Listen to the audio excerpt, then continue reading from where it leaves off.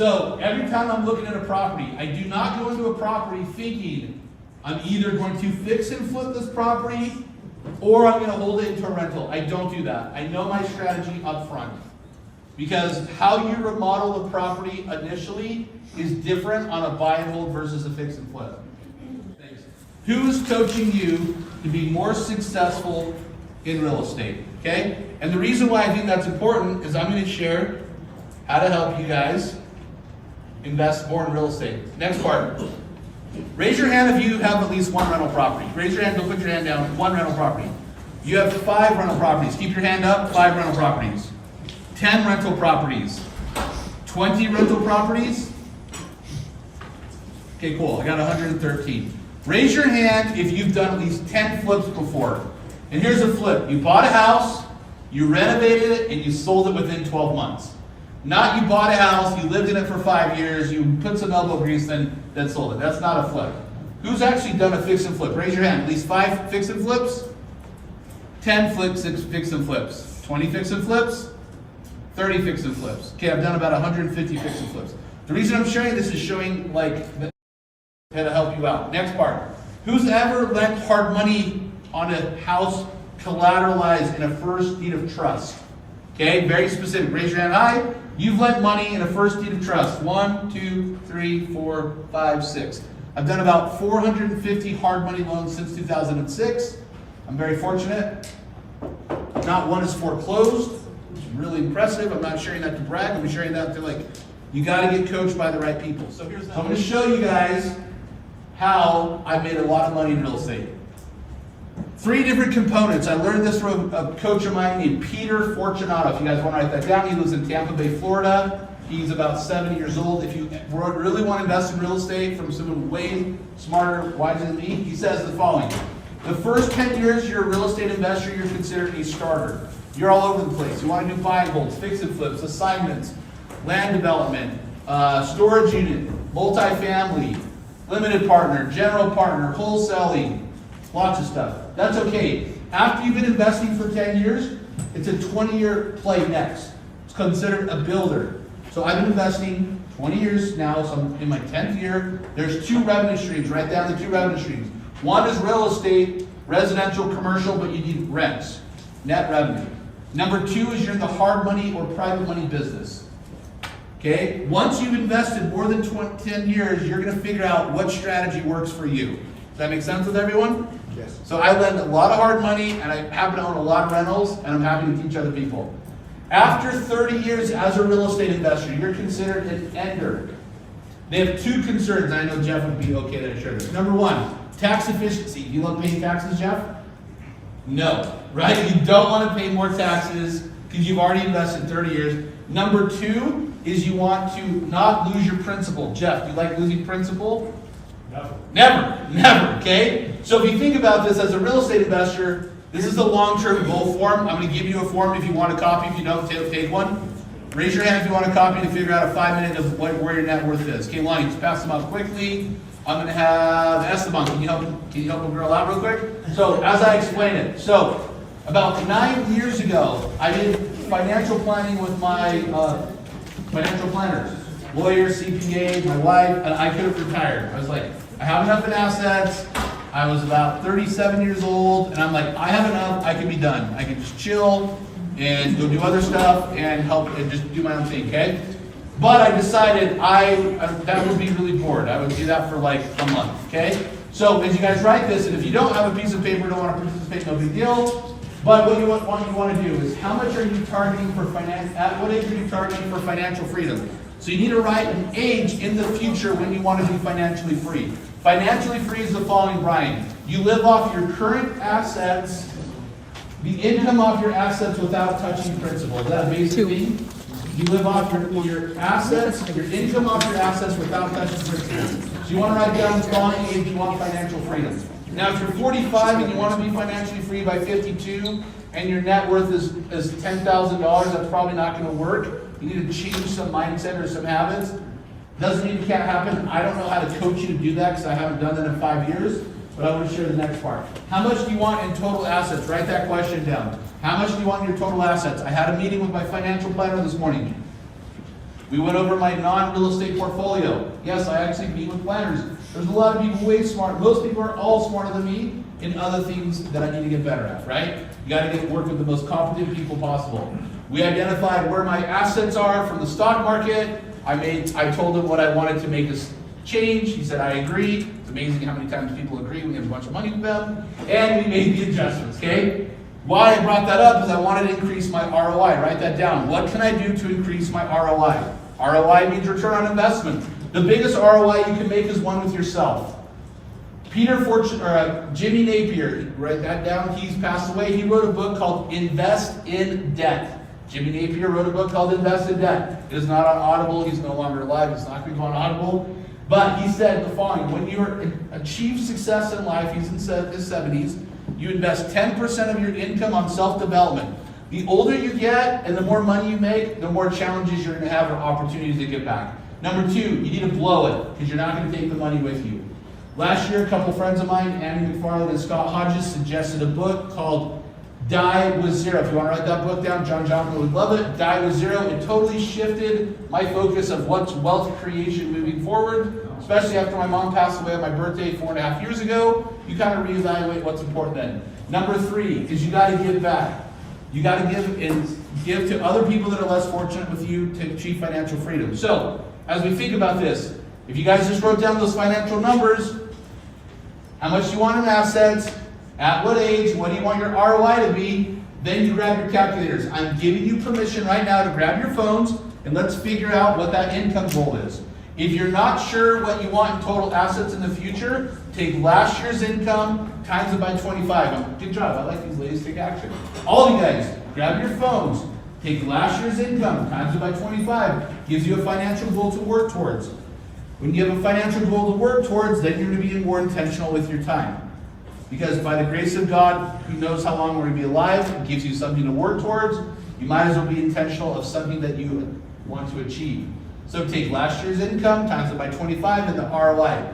You have the ROI, if you have a little sheet of paper, right here next to my little smiley face with an equal, that will give you an annual income. So think about this.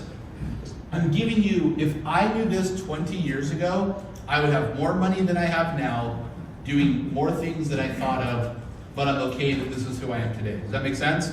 I'm not focusing on, man, I wish I would have learned this 20 years ago. What I'm doing is I'm sharing, oh man, I wish I would have learned this 20 years ago, because this would really help me with my skills. Next, write down what your total assets currently are. If you're not sure what your total assets currently are, say, I need to find out. Write that down. I need to find out. You need to track your assets on a monthly basis, because it helps you work towards things. Don't just hang out with people who have low goals, because then you feel good about, like, I don't want to achieve that much in life. You need to be hungry. Next part. What's your current ROI? Don't put 0. Put I don't know if you don't know, because that's a good thing for you to learn, and then how young you are. So we're establishing where you are financially now to where you are want to be in the future. Does that make sense? Say yes? Yes? Okay, cool. Okay. So if I knew this a long time ago, I'd make different decisions. On my website, I'm going to tell you mjarealconsulting.com, mjarealconsulting.com. Okay, you guys can look that up. This is called an Asset Analysis Accountability Form. It's under the forms, okay? You guys are more than welcome to fill it out. I track my assets every single month to establish where I am. I have a spending plan with my budget to help me know where I want to go. There's no way in hell I know how to teach you guys wealth creation if you can't stick within a budget. Does that make sense? Yep. I know we live in America. We love to spend money. Trust me, I love spending money too. But I'm also a very disciplined saver. I know how to invest with what I want to do, okay? So I love investing locals. Here's a bunch of different strategies. I'm going to focus on one. You guys can take a photo of this. So this is how most people buy real estate that don't know any better. They get a traditional mortgage, they put 20% down, then they over-improve the property because they don't know any better. Trust me, I coach all these people all the time. And then they're out of pocket like $100,000 right here. So here's an example. You buy a property for $400,000, you put 20% down, you finance $320,000, your rehab is $20,000 because you over-improve it. Your out-of-pocket is $100,000. Your payment is $21.29 based on current interest rates, taxes, insurance. Basically, the rent minus the expenses, you're earning 1.8%. That's not a very good return. But there's other ways that this makes sense, okay? Here's a property that looks like this. I helped a real estate investor that's local. He might be a member of Soria. I definitely met him here before. And here's a property. It's in Davis County, what it looks like. Nothing fancy. Some carpet paint, elbow grease, and you can have a good asset, okay? So here's a better way. This is the one you want to take a photo of. This is a side-by-side. I started buying properties. After I bought my first one here, I was like, I'm going to run out of money really quick, right? 100 grand. Now, the properties were way less expensive in 2004. I was out of pocket 24 grand, right? Or 30 grand. 30 grand is kind of the equivalent now. Here's what I did. I figured out, I'm like, okay, I got to buy a house. It's called distressed. It's distressed in a financial situation, or it's distressed in like the house is physically distressed. If you got both, that means you get a better price. So here's the difference. I find a motivated seller that has a lot of motivation. I buy the same property across the street, no BS, for $227,000. This is how much this investor bought it for, because I helped him with the hard money loan. He bought it for $227,000. He financed $275,000 because I actually financed the repair money because he got it so cheap. Is that amazing? That's amazing. Are they out there? Yes. Does it take a lot of hard work? Yes. Are you going to probably have to find them on your own? Yes. But it's totally possible for you to do. Okay? So, rehab $20,000, out of pocket $30,000. You guys check this out when you do the numbers. The return is 16.84%. Is that pretty good? Hell yeah, that's amazing. Especially in today's market. Here's what makes it even better. I'm going to show you how you can make more money with this. So think about this. If you had $100,000 burning a hole in your pocket, you guys can all see that? Burning a hole in your pocket. Here we go, pocket. I want to try to give everyone the same attention. Okay? Melody, how am I doing? Okay, thank you. Travis, there's some feedback. Okay, so $100,000. In lieu of buying one property, hypothetically, you could buy three. You guys see that? You guys make sense? Out of pocket. I'm talking about the out of pocket. You can spread it over 3 properties. That's how I was able to buy so many properties. Strategy. Here's what's important. Now, here's what's sick. Take a photo of this one. Let's pretend you did the first way of buying a property, and you held it for 10 years, and it went up in value only 3% a year, which is not a lot. And the principal paid down, they just paid the mortgage down. If you invested, you're going to make money. Now, this isn't the first scenario, this is the second scenario. So I'm going to show you the better way. A $30,000 investment in 10 years, profits $370 grand. That does not include cash flow. We're going to, for the sake of this example, we're just going to say cash flow is wiped out because you spent it on vacation or furnaces or water lines or whatever.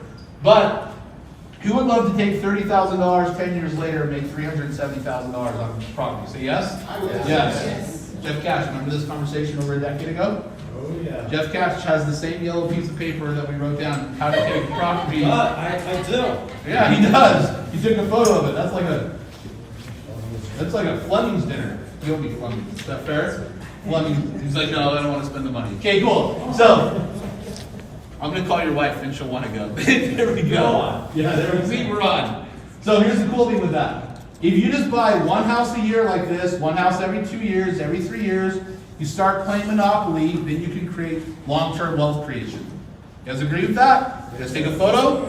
This is how buy and holds work, utilizing OPM. OPM, write that down, to other people's money. You're leveraging other people's money, okay? It doesn't mean you make them a partner. You just borrow with other people. I had like $10 million plus or minus $1 million out in hard money loans. A couple $1 million is mine. Most of it's other people's money. I'm happy to give them a return. They literally don't have to do anything besides send a wire, talk to me for 20 minutes about whatever they want to talk about, and then like 3 to 6 months later, they're like, oh, that was really nice. Thank you very much. Okay? But that's taken 20 years for me to establish those relationships. It's not going to just take 1 year of going to re-influence. Or I haven't learned how to do that. Okay? Next part. You guys want to take a photo of this one if you're interested. Here's the upside and the downside of rentals. I'm not going to read all of them, but all of them are solved by competent property management. Write that one down. Most rental problems are solved by competent property managers. So I've got a friend. I talked to him today. It's his birthday. He's never going to watch this. He owns about 60 rental properties in another state. He has a $17,000 mortgage payment. My mortgage payment is less than $3,000. I don't have this big pimped out house. I can definitely afford a lot more than that, but I don't need it. And he is stressed because his payment is how much a month? $17,000. Does that make sense? So you got to pick and choose how you want to invest your money. With that, I'm like, dude, why don't you sell one of your properties, reposition your equity, pay off some other debt, and free up some cash flow? It's like, oh, you've told me that for 4 years. I'm like, what do I know? I know I don't have a $17,000 mortgage payment, that's for sure. Okay? Where he's stuck though is the property management. He needs to delegate that out. Does that make sense? He makes way more money doing other stuff. Okay, I went over like a fire hose of information on rentals. You guys agree? Yeah. You guys learning stuff? Say yes? Yeah. We're halfway done, okay? How to maximize flips. So I flip one property a quarter. So for a year. The reason I don't do more is I don't want to do more. Like, that's a job to me. I literally have a crew. I've worked with them for over a decade. They get paid really well. I literally had where's Monty? She's not here. I had a come to Jesus talk with one of my head guy the day after January 2nd. Here's what it looks like. I called them. I'm like, dude, I need you to come to my office right now. Is everything okay? Absolutely. Just come to my office right now. What would you think you do like that? Like, well, that's not very good, right? January 2nd, I'm like, hey, look, I love everything that you do. I want to make you more money. And here's how I need you to do it. I gave him feedback of what I don't want to do any longer. Does that make sense? And I'm like, can you handle this? Yep. Would you like to make more money? Yep. Am I asking you to work more? Nope. I'm just asking you to communicate to me in a different way. And what are you going to do? I'm literally going to make more money by communicating to the person who writes the check in a different way. So write this down. What can you do in your current career to make more money now? Go to your direct supervisor tomorrow and make sure you're doing a good job out of it. And say, hey, look, I appreciate everything we're doing. I would like to know what can I do to take more off your plate so that I have the opportunity for you to do what you love with work and I can make more money. So who's benefiting that? Everyone. Everyone. Have I said that to lots of people on my team? Yes. Lots of people on my team taking advantage of that? No. Have I said that to every person who's written checks for me? Yes. The mortgage companies I work with, I meet with them on an annual basis, and they're like, Matt, you just do your thing. Like, all right, cool, that's good. What's the feedback they're giving me? You do you. You're good. With that, the more you can make with your current W-2 job sooner, the more you'll make in investing later. You guys want to write that down? The more money you can make with your current W-2 job sooner, the more you can make more money later. How you make money in flips? Great. So every time I'm looking at a property, I do not go into a property thinking I'm either going to fix and flip this property or I'm going to hold it into a rental. I don't do that. I know my strategy up front. Because how you remodel the property initially is different on a buy and hold versus a fix and flip. Some of the materials you use on your rentals will be more expensive than you use on a flip. Does that make sense? Because you care about things differently. You guys got that? Different. You're like, oh, I never thought about that. A lot of new people, new that's done less than 30, they over-improve it or they're too cheap, they don't improve it enough. There's a balance. So it's easy. Just follow someone who's done a bunch and just copy them. Like in 2012, 13, 14, I used to teach classes every other month. I'd have about 40 to 60 people there. It's really cheap, like 150 bucks. And literally everyone started copying like Desert Fawn, the same carpet, like all this stuff. And I literally like, oh, who is that? And I look who owns it. I'm like, oh, they went to my class last year. Like, I think it's a great compliment.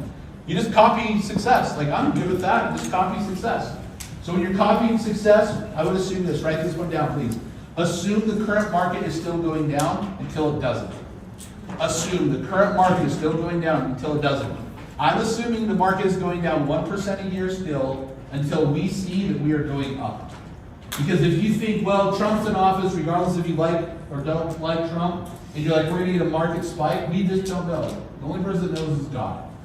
Right? So I'm just going to make assumptions. If I assume the market goes down 1% a month, am I still going to buy properties? Absolutely. I just need to make sure I have enough margin that in 5 or 6 months, the market goes down 5%, 6%, that I'm not thinking, oh man, I wish it was gonna go up 5 or 10%. Does that make sense with everyone?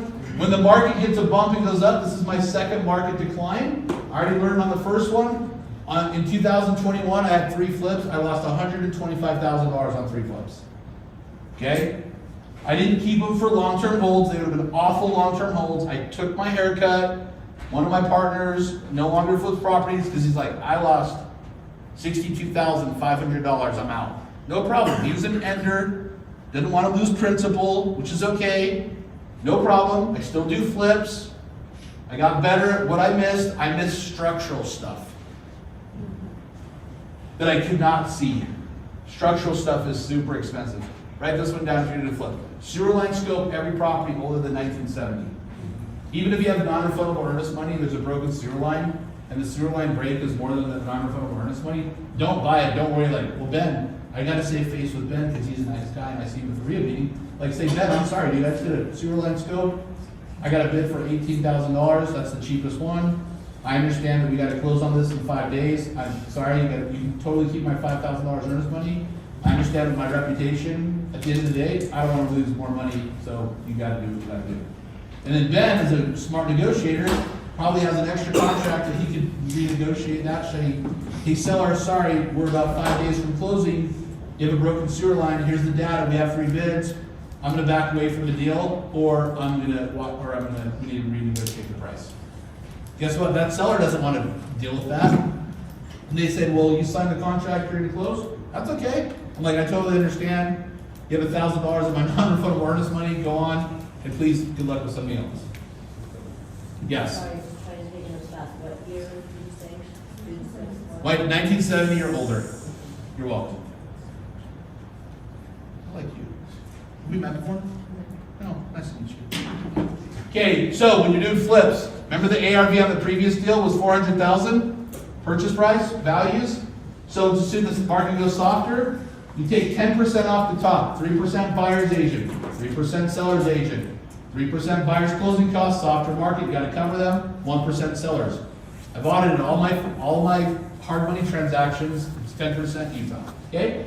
Hard money fees, you're normally getting charged, where's fees still gone? What's the normal hard money loan? 400,000 Salt Lake County. Interest rate or? Interest rate and what's it points. gonna cost you? Well, points, no, just tell me points and interest rate, 400,000. 12%, 2 points. 12% indicate, how much is it?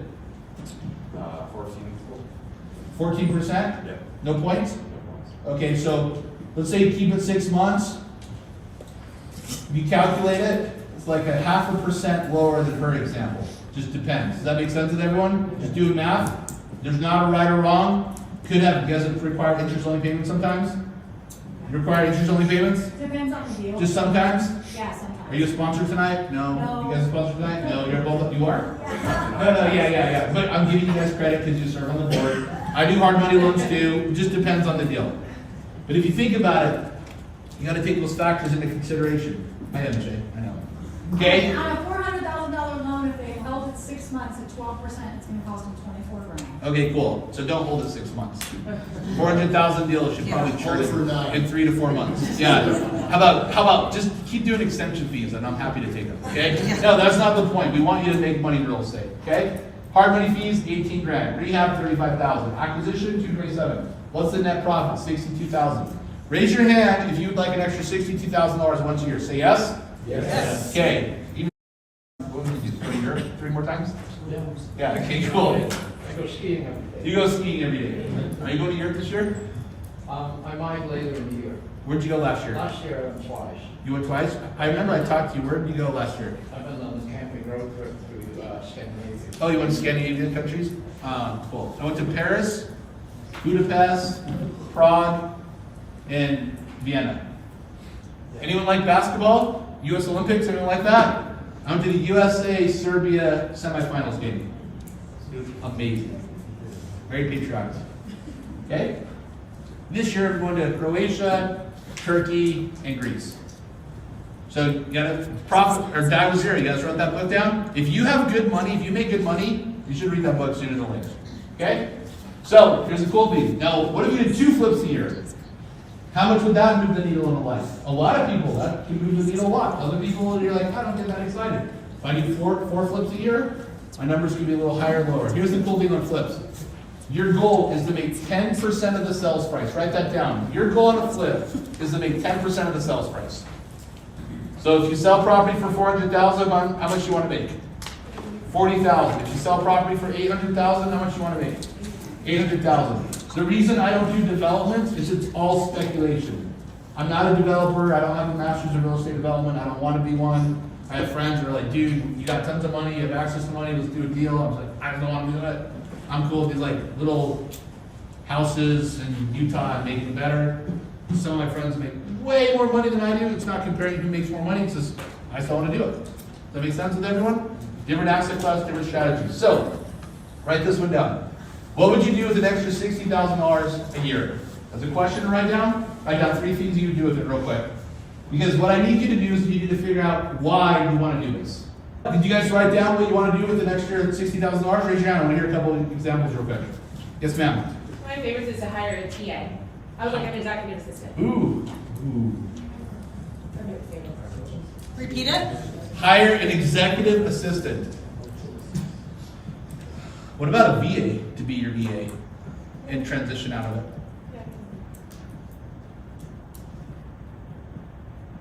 I'm doing it. Start tomorrow. Thank you. What else? No, seriously. Take a snowboard trip to Italy and do the Dolphin days and stay in the finest hotels the whole time in all 6 villages. That's what I would do. Wow, that's amazing. Would you drink a bunch of wine? Heck yeah. Okay. Food, baby. Good food. Love Italy. What else? What would you guys do with an extra $60K? Right, go ahead. Buy a what? Gold. Okay, precious metals. Anyone else? Or are you raising your hand or are you touching your shoulders? Well, I would buy more properties. Buy more properties? What would you do? I was gonna invest in some mutations. Invest. Wait, were you at my luncheon and I drilled you? Yes. I remember. Okay, cool. We're done. Okay, cool. Next. What else? Anyone else over here? An extra $60K. What would you do? Well, let's see. First, Not that you need it. first trip to Europe skiing. You've never gone to Europe? I only went once. Oh, That dude. was 25 years ago. Dude, you gotta go back. You're healthy enough. So now I'm going back. You are? Yeah, the end of March. Oh, all right. It's going to be. Is your wife going? What? Is your wife going? Absolutely. Awesome. You need to blow some money, remember? I'll help you do that. You guys have started this. We need to blow some money. Okay, good. So here's what's important with this. You guys want to take a photo of that? This is the upside and the downside with flipping properties. Okay? Flipping properties is a job. Just so you know, it's not investing. You're just churning product quickly. Investing is long-term assets. You guys see the difference? When you get taxed in flips, it's taxed as ordinary income. When you get taxed in rentals, it could be long-term capital gains, long-term rental income, short-term income. You could be taxed as real estate professional, depending on what your circumstances are, but those are different things that we can do. So, when you're analyzing a property, here's the first 2 questions. Anytime someone gives me a deal, they're like, oh, it's a 4-bedroom, 2-bath, it's got these beautiful views. I'm like, I don't give a shit about that. How much is it worth, and how much can I get it for? You gotta tell me the numbers, and I need to know if it's worth even talking about more. Does that make sense? What is it worth? What can I get it for? You guys write down that question when you're trying to sell a property to someone else. What is it worth? What can I get it for? And the reason why I'm sharing that, here's the property. I bought from, brokered the deal. Here's how I brokered the deal. I love it. Anyone know raise your hand? He was my college professor 25 years ago. Is that crazy? At UVHS? He's seen what I've become. He's like, man, I was married then, and now you're married now. And he's like, man, I can just spend your money. I'm like, that's why you live with your parents. Okay, cool. So, which I love. Your parents are amazing. So, I bought this property. He called me. He said, hey, I got this weird scenario. An investor might be here because I've actually never met him before. This investor has some health challenges, and they have a notice of default file. You guys are the lender on this property. You got a notice of default file. They're going to shorten the payout because they don't want to foreclose. They're being really gracious with them. can you buy it from them? I told them the numbers, but those numbers don't work for me. But I was like, I'll figure out a way to make it work. So I bought it for what was literally owed minus the payoff. You guys know this deal? Neither one of you? No? He shorted it. The guy got no money, but he didn't want to have a foreclosure because he's about, he has some health challenges. And I fixed it up and flipped it, okay? It had been halfway remodeled. Some contractor took a bunch of money, which is super unfortunate. That contractor might be here, I don't know what they look like. But, no, I'm being serious, right? Here's how you analyze your properties. This is called a brief report. Here's how I want data. I want a brief report from you as the investor if you want me to lend money to you. So I want you to show me that you've actually done your homework. I don't want to do it for you or I'll pay you $1,000 and I'll analyze it. I don't want to do that. I want to provide a good service and you guys do your homework though to make sure it makes sense. So it's called a brief report based on the sold properties. I want a map. It's very easy to get. Get a map of the property so I know what it looks like. So then I know different borders if it's a good deal or not. Especially in this Canyon Rim area, Harvard, Yale, Sugar House versus Sugar Rim, they all make a big difference. 2 blocks east, west, north, south could be 5-10% of the value. That also is current in Taylorsville. You guys know where 40th West is? You live east of 40th West, that's Taylorsville. Taylorsville is definitely worth more than current is. You go to West Valley versus West Jordan, north or south, same east or west, same thing. So just pay attention, okay? So here's what we've listed the property. We took over it, we remodeled the property, we made a couple bucks. But there's more. There's a lien filed after I bought the property from the contractor, I don't know if they're here or not, that said that they had work that was done that had not gotten paid. I called that BS, that lien showed up, I held an escrow reserve, I had to hire a lawyer, we're going back and forth, and it's kind of fun. Always new learning experience. Okay, so why we're sharing this with you. When you're analyzing properties, gross living area is called GLA. Your gross living area is the square footage above grade. That is worth more than the basement square footage. A lot of times, raise your hand for realtor before I offend you. Raise your hand for realtor. Okay, cool. Newer realtors will totally focus on the price per square foot. I don't care about the price per square foot. I want to comp it out based on square footage above grade versus the total square footage. So we're going to use this quick example. These 2 properties are in Sandy. They're across the street from each other. They're built the same year. That mutual Forte guy. Okay, they're built the same year. They both have a 2-car garage. They both have a fireplace. They're both 2,000 square feet. The property on the left is 1,400 square feet above grade, 600 square feet in the basement. The property on the right is 1,000 square feet above grade, 1,000 square feet in the basement. When you're pulling comps, most realtors will pull the same data and analyze them the same, regardless of the brick layout and other stuff like that and the snow coverage. But we're focusing on 2,000 square feet, built the same year, fireplace, garage. Which one do you think is worth more? The property on the left or the property on the right? Raise your hand if you think the property on the left. Raise your hand, property on the left, keep your hand up. Property on the left, okay, property on the right. She's going to be defiant. You need to raise your hand. I already offended her. She won't come back. Dominic, don't invite me next time she's here. What? Okay, so the property on the property burned down. I've bought properties that have caught on fire. I've had 3 fire claims in my career. I've had 8 water claims in my career. Don't underutilize insurance. Don't be a cheap bastard, as my friend Garrett White would say. Is anyone an insurance agent in here? One. Awesome. Two. Wait, I'm just asking, okay? It's important. I don't go with the cheapest coverage. I go with the most, like the best coverage for me. That's way more important. $50, I'm good. I've been sued. I'm sorry, I'm correcting myself, Lonnie. I have 11 pending. I have number 9, 10, and 11 pending legal matters right now. There you go. For years, I was only up to 8. I got 11 now. 3 going on right now. It is fascinating. Okay? That's why I want to be. That's why we want to be transparent how to help you out. Matt's going to come back again maybe next year. So, how do I increase my value? You work with people that know more than you. Here's the cool thing as we wrap up. That if I can share anything for you. Sponsor after this or this meeting? I am, no, that's up to you. You're good, you're good. Thank you. Hire someone, if you're going to pay for coaching, Pay for a coach that's done the investment strategy at least a decade and one market cycle. Write that one down. If you're gonna pay for coaching, work with someone who's done that strategy for 1 decade and through 1 market cycle. Like, I'm not a syndication expert. I'm not a multifamily larger than 8 units expert. Like, I'm a residential real estate expert in flips. I wouldn't say I'm an assignment expert any longer. I don't focus on doing assignments any longer. Tell people what's the other, assignments are what? Assignments, when you put a property under contract, you find it another buyer, and you make a fee or call wholesale. So can I wholesale properties? Absolutely. I can find a property, probably make 5 phone calls and say, here you go, make some money. But I'm not focusing on me teaching people how to do that because I'm not actively doing it myself. It's crazy. You want to work with people, like, if does anyone have a master's degree by chance? Master's degree? 1, 2, 3, 4, 5. Awesome. So the best professors, if you got any degree, is the ones that were actively still in the trade that love to teach. You guys agree with that? Because they're teaching like real life scenarios of what's happening, not the professors who just like are 30-year professors and don't practice. I chat with them frequently. Okay?